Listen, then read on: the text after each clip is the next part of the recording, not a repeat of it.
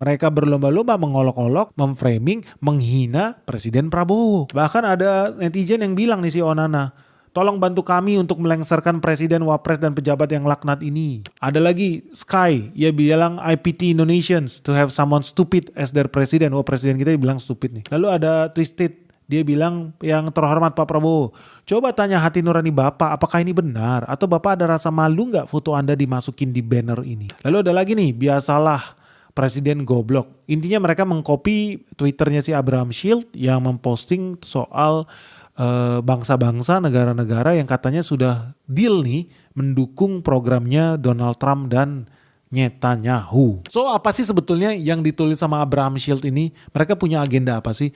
Sebetulnya buat teman-teman yang belum tahu ya, Abraham Shield ini adalah NGO guys. Ini NGO di Israel. Dan mereka pakai foto-foto itu tanpa izin dari Prabowo. Mereka main klaim-klaim aja. Namanya juga negara Israel. Tanah orang lain aja dia klaim, apalagi cuma muka presiden Indonesia.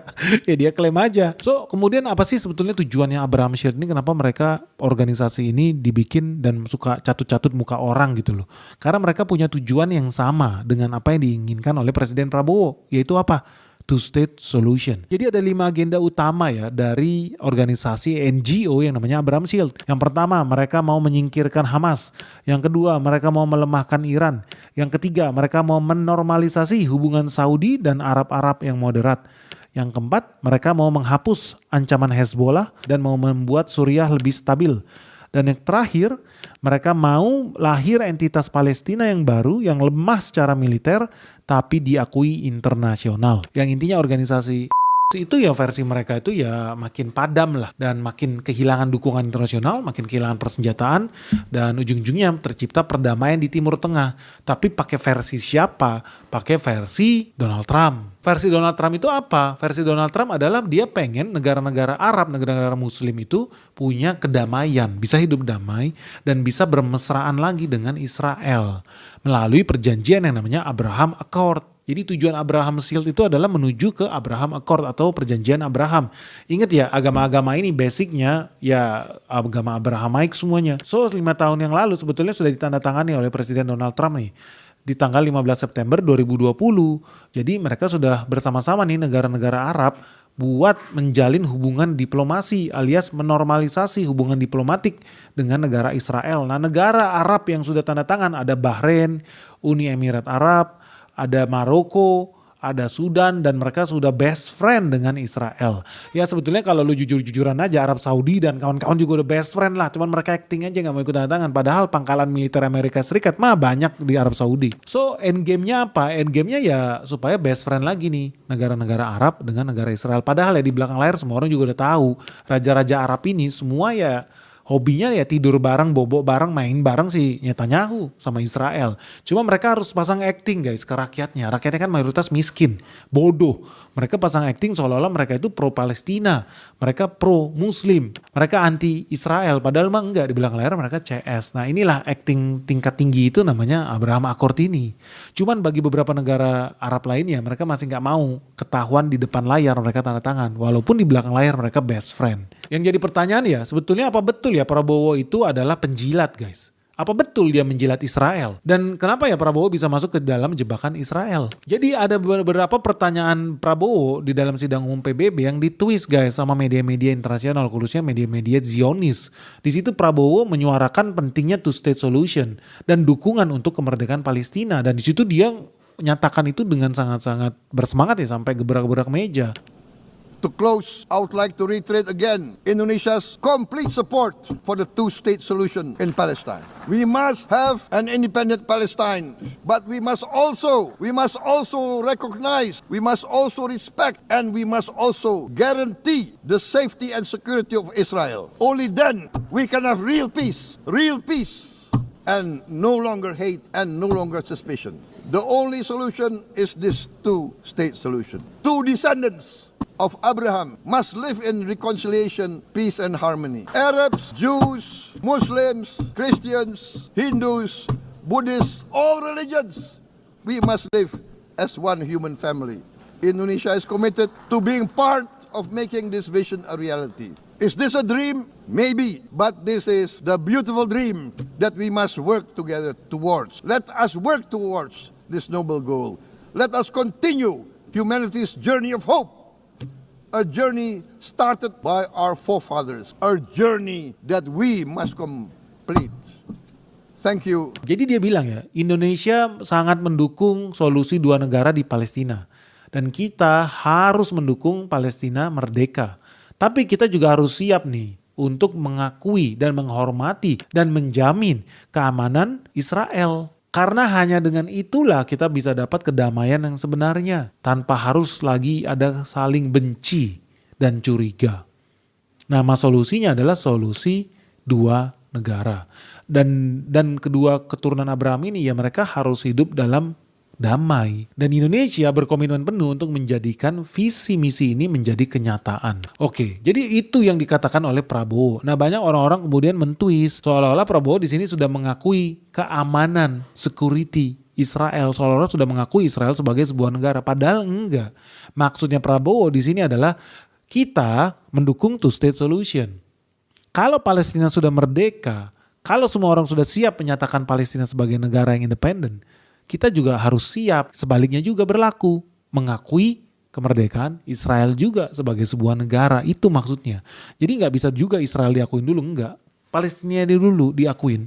Baru setelah itu ya kita juga harus siap. Namanya juga solusi dua negara bukan solusi satu negara. Dan ini juga udah didukung oleh banyak pemimpin-pemimpin negara lain di dunia ini. Bahwa mereka mendukung two state solution. Contohnya pertama ada Pangeran Monaco. Dia mendukung kenegaraan Palestina. Lalu ada Perancis. Mereka mengakui adanya negara Palestina. Belgia juga mengakui negaranya Palestina.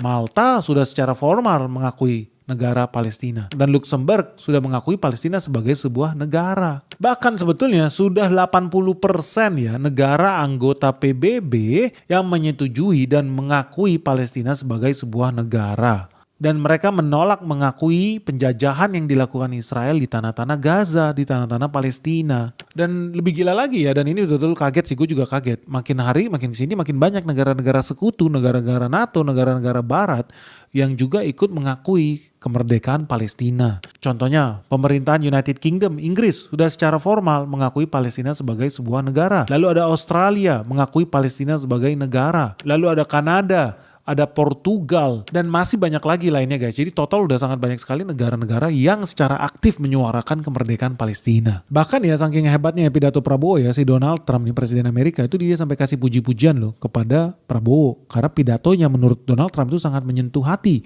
begitu emosional, dan dia sampai terharu mendengarkan pidato Prabowo. Dia bahkan sampai membuat pernyataan presiden Indonesia, Prabowo adalah amazing leader, pemimpin yang luar biasa dan dihormati, respected by everybody.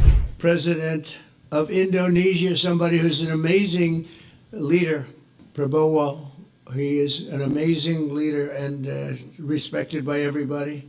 He was in the room with us. We were together with most of these people that I'm mentioning. Others were by phone or the next day.